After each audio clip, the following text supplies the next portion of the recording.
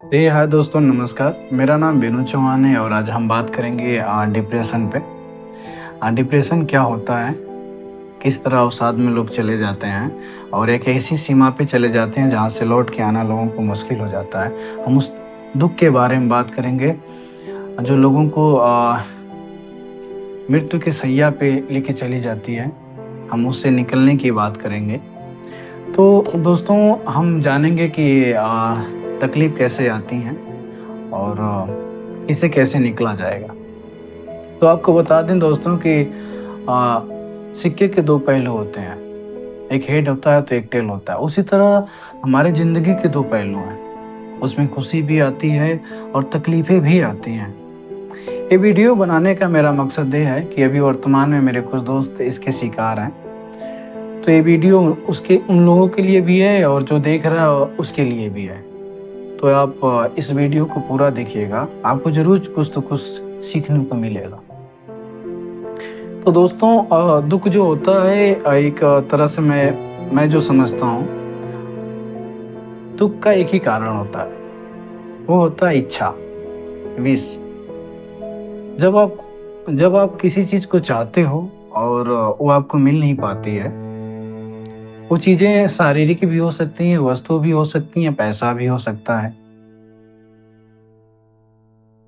या प्यार भी हो सकता है, कुछ भी हो सकता है। जो आप चाहते हो वो आपको मिल नहीं पाता। तो हम जानेंगे कि जब आपको बहुत ज्यादा तकलीफ होती है तो उसे कैसे निकला जाए। दोस्तों, मुझे अरस्तु की एक बात याद आती है। वो कहते हैं कभी भी क्षणिक सुख के पीछे नहीं जाना चाहिए, हमेशा मानसिक सुख के पीछे जाना चाहिए जो हृदय से उत्पन्न हो। वो ये भी कहते हैं कि जो क्षणिक सुख होता है वो बड़े दुख का कारण बनता है। तो इंसान को क्षणिक सुखों से बचना चाहिए। इसका एग्जाम्पल मैं दूं तो जैसे कि कहीं आप जाते हो और कुछ ही पल किसी से दोस्ती होती है और कुछ ही पल में आपको उससे झगड़ा हो जाता है।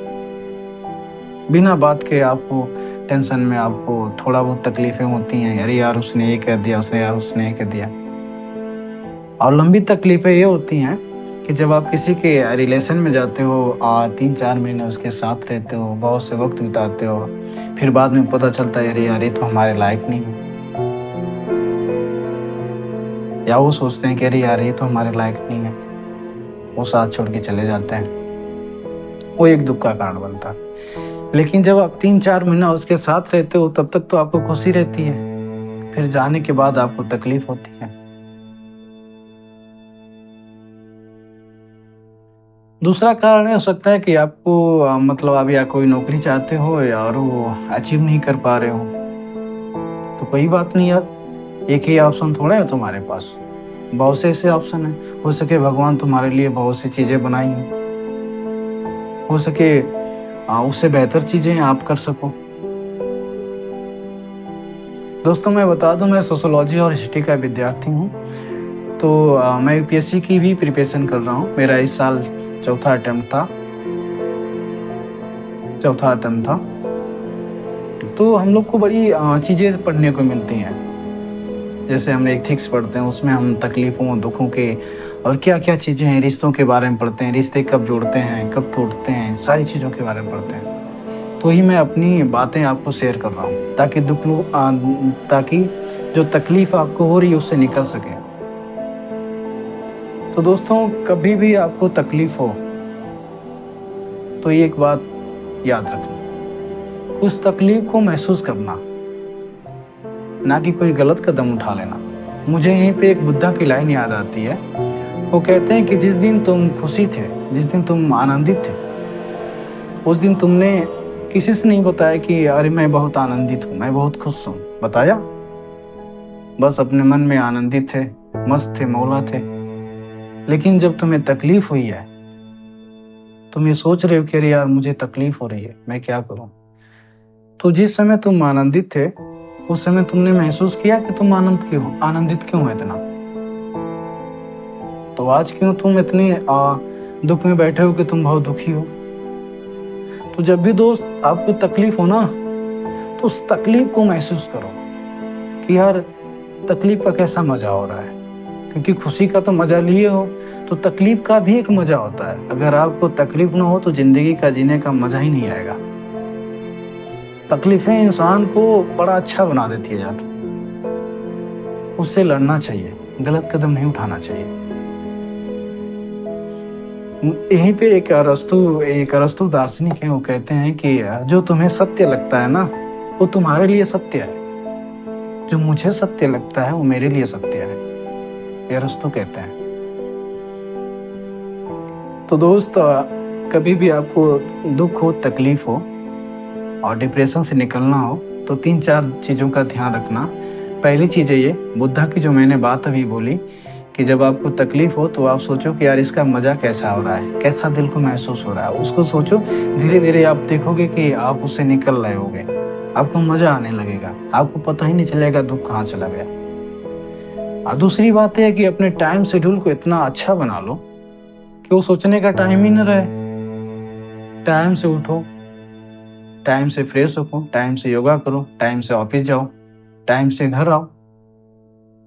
स्टूडेंट के लिए है कि भैया तुम टाइम से अपना टाइम टेबल अच्छा बनाओ और टाइम से पढ़ने जाओ, योगा वोगा थोड़ा करो, और जब भी मूड ना करे पढ़ने का तो अच्छा कपड़ा उपड़ा पहनो, जाओ अच्छे से घूम आओ, अच्छे होटल में जाके खाना खाए आओ, देखो लोगों को, बात करो, लेकिन कभी भी दोस्तों गलत कदम ना उठाना।